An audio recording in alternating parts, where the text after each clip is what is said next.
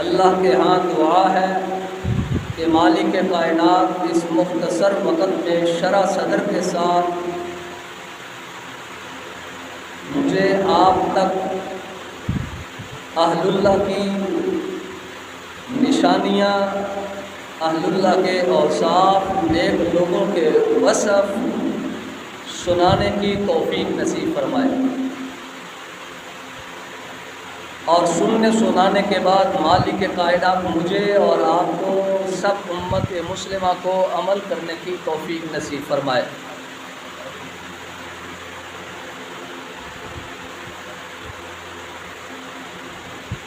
میرے انتہائی قابل قدر سامعین حضرات، قرآن کریم نے سب سے پہلے اہل اللہ کے اوصاف کا تذکرہ فرمایا ہے۔ قرآن کریم کیا کہتا ہے؟ ارشاد رب العالمین ہے، فرمایا الا ان اولیاء اللہ،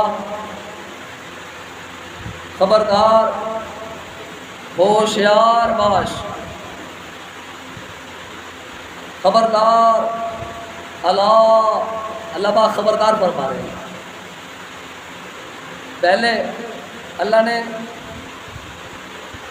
جو بات بیان کرنی ہے اس کو ڈائریکٹ بیان نہیں کر دیا، بلکہ مالک نے بڑا خوبصورت انداز اختیار کیا ہے۔ پہلے توجہ اپنی طرف اللہ تبارک و تعالیٰ نے کروائی کہ میرے قرآن کی طرف توجہ کرو، میرا قرآن کیا کہہ رہا ہے۔ اللہ، خبردار ہو جاؤ، ہوشیار ہو جاؤ۔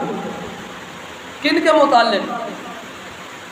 ان اولیاء اللہ، اللہ کے نیک بندوں کے بارے میں مالک فرما رہے اللہ خبردار، ان اولیاء اللہ، بے شک جو اللہ کے دوست ہیں نا، اللہ کے دوست جن کو میں اور آپ اپنی زبان میں ولی بھی کہتے ہیں، بڑا اللہ کا ولی ہے، بڑی پہنچی ہوئی سرکار ہے، وہ واقعی جو پہنچی ہوئی سرکار ہے نا اللہ تک جو اللہ تک پہنچی ہوئی سرکار ہے، وہ والی سرکار نہیں جو کہتے ہیں ساڑی سرکار بڑی پہنچی ہوئی نے۔ کتنے پہنچے ہوئے نے؟ وہ زمین کے وچوں ہی مکے تے مدینے پہنچ جاتے ہیں، زمین کے اندر سے ہی مکے اور مدینے میں پہنچ جاتے ہیں۔ وہ والی سرکار نہیں، وہ سرکار جو اللہ تعالیٰ کی ذات کو پہچاننے والی ہستی، اللہ کا ولی، اللہ کا دوست، یہ اس کے بارے میں ہے جو زمین کے اندر ہی سے یوں ایسے کر کے جا کے مکہ مدینہ دیکھنے کے چکر میں ہوتے ہیں نا، یہ ان کی بات نہیں ہے۔ یہ کن کی بات ہے؟ جو اللہ کے ساتھ دوستی کرتے ہیں، جن کے اللہ کے ساتھ دوستی ہے، جن کا اللہ کے ساتھ تعلق ہے، ان کے متعلق مالک کائنات اعلان فرما رہا ہے الا ان اولیاء اللہ، جو میرے دوست ہیں نا، میرے دوست، ان کے سینے میں کسی کا خوف نہیں ہوتا، وہ کسی سے نہیں ڈرتے۔ یہ بڑا خوبصورت وصف اللہ نے بیان کیا ہے۔ اور آج میں اور آپ کس کس سے ڈرتے ہیں؟ ذرا اپنے گریبان میں ہم جھانک کے دیکھ لیں، ہم کس کس سے ڈرتے ہیں؟ دین کی بات کہتے ہوئے بھی ہم ہچکچاہٹ محسوس کرتے ہیں، سچی بات کتاب و سنت کی بات سناتے ہوئے بھی ہمیں ڈر لگتا ہے کہ کہیں ہمارے نمازی ہم سے ناراض نہ ہو جائیں، یا ہمیں خوف ہوتا ہے۔ جبکہ کتاب و سنت بیان کرتے ہوئے، اللہ کی پاک کتاب کے مسئلے بتاتے ہوئے، پاک پیغمبر علیہ السلام کے فرمودات عالیہ سمجھاتے ہوئے، کسی نے اگر نمازیوں کا خوف کر کے مسئلہ چھپایا، اس سے بڑا مشرک کوئی نہیں، وہ بہت بڑا مشرک ہے۔ اس نے نمازیوں کا خوف سینے میں اپنے رکھ لیا، حق بات سمجھاتے ہوئے نمازیوں سے ڈر گیا، منبر پہ بیٹھ کر یہی نہیں کہہ رہا، ڈر رہا ہے کہ اللہ کے بندو قبروں میں سجدہ نہیں کرنا، حرام ہے سجدہ کرنا، کفر ہے سجدہ کرنا، شرک ہے سجدہ کرنا، یہ کہتے ہوئے ڈر رہا ہے، ممبر رسول میں بیٹھ کے ڈر رہا ہے۔ ممبر رسول کی آواز کیا ہے؟ لعن اللہ الیہود والنصارى اتخذوا قبور انبیائہم مساجدا. ممبر رسول کی یہ آواز ہے، لعنت ہو ان یہود و نصارہ پر جنہوں نے انبیاء کی قبروں کو سجدہ گاہ بنا لیا تھا. یہ بڑے عجیب و غریب قسم کے لوگ تھے یہود و نصارہ. کہیں انبیاء کو قتل کر رہے ہیں تو کہیں انبیاء کی قبروں کے اوپر سجدہ کر رہے ہیں، کہیں انبیاء کو ستا رہے ہیں تو کہیں انبیاء کو اپنا معبود بنا رہے ہیں. رسول اللہ صلی اللہ علیہ وسلم نے اس لیے فرمایا لعن اللہ الیہود. تو اس لیے آج بھی ایسے لوگ موجود ہیں جو ممبر پہ بیٹھ کر بھی اللہ اور اس کے رسول کی بتائی ہوئی باتیں سمجھاتے ہوئے کمپرومائز کر جاتے ہیں، چونکہ چنانچہ کر جاتے ہیں، ہیل حجت کر جاتے ہیں، ڈرامہ کر جاتے ہیں، جبکہ اس سے بڑا شرک کوئی نہیں. کیوں؟ اس لیے کہ وہ اپنے نمازیوں سے ڈر گیا، نمازیوں سے ڈر کر اس نے ایسا کیا تھا.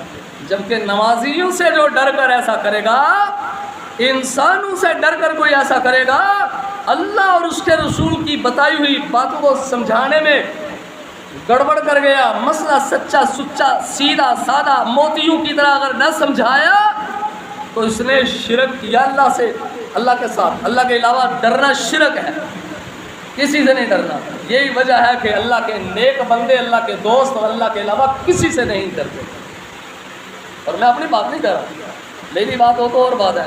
جب میں اپنی بات کروں گا تو میری بات نہ مانیے گا، لیکن کتاب و سنت کی بات کو جھٹلانا، شیطان نے بھی تو جھٹلایا تھا نا. تو اللہ نے جنت سے نکال دیا، اپنی درگاہ سے نکال دیا. تو شیطان کو اگر اللہ اپنی درگاہ سے نکال سکتا ہے، جس نے ساری زندگی چپا چپا جنت کا، اس نے کائنات کا ذرہ ذرہ، ایسا کوئی ذرہ نہیں ہوگا جہاں پر اس نے اللہ کی عبادت نہ کی ہو، اللہ کا نام نہ لیا ہو. لیکن اللہ تبارک و تعالیٰ نے اس کی ساری عبادت کو ایک نافرمانی کی وجہ سے حقارت کر دیا، حبت کر دیا، تباہ کر دیا، برباد کر دیا، اور اس کو راندہ ہوا، درگاہ سے راندہ ہوا قرار دے دیا، دھتکار دیا اپنی درگاہ سے. نکل جاؤ میری درگاہ سے، یہاں تیرے لیے اب کوئی ٹھکانہ نہیں ہے، دفع ہو جائے یہاں سے. اس کو کہا شیطان کو، ایک انکار کیا اس نے. اور ہم مسلمان، ہم پر تو راہیں ہی بڑی کشادہ ہے.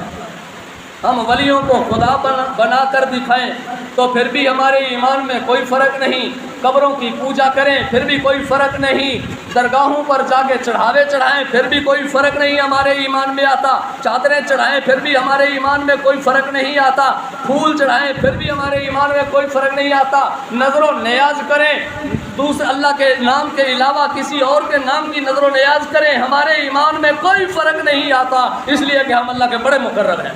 الیاذ باللہ، استغفر اللہ ثم استغفر اللہ. لیکن یہ جو اللہ کے دوست ہوتے ہیں نا، یہ ایسا نہیں کرتے. یہ اللہ کے علاوہ کسی کا بھی نہ نظر و نیاز کرتے ہیں، نہ اللہ کے علاوہ کسی کی پوجا پاٹ کرتے ہیں، نہ اللہ کے علاوہ کسی سے ڈرتے ہیں. ان کے سینے کا وصف ہے اللہ تبارک و تعالیٰ نے اپنی کلام مقدس میں بیان فرمایا الا ان اولیاء اللہ. سبحان اللہ، کتنا خوبصورت جملہ. الا ان اولیاء اللہ لا خوف علیہم ولا هم يحزنون. نہ ان کے سینے میں کوئی ڈر ہوتا ہے، نہ وہ غمگین ہوتے ہیں. کیوں؟ اس لیے کہ ان کا تعلق اللہ کے ساتھ ہوتا ہے. اللہ کے ساتھ جس کا تعلق ہوتا ہے، حضرت خواجہ حسن بصری رحمۃ اللہ تعالی، اللہ کے ولی، اللہ کے دوست، اللہ کے پیارے، اللہ کے محبوب حضرت خواجہ حسن بصری رحمۃ اللہ تعالی. امید ہے آپ نے سب نے ان کا نام سن رکھا ہوگا. وہ صاف حمیدہ، وہ صاف کریمانہ نیک بندوں کے بتا رہے ہیں. اولیاء اللہ کے اوصاف بتاتے ہیں، اللہ کے ولیوں کی 5 نشانیاں بتاتے ہیں. اللہ کا ولی کون ہوتا ہے؟ ایک نشانی وہ جو میں نے آپ کو قرآن مقدس میں سے سنا دی. اللہ پاک کا اعلان ہے وہ اللہ کے علاوہ کسی سے بھی نہیں ڈرتے.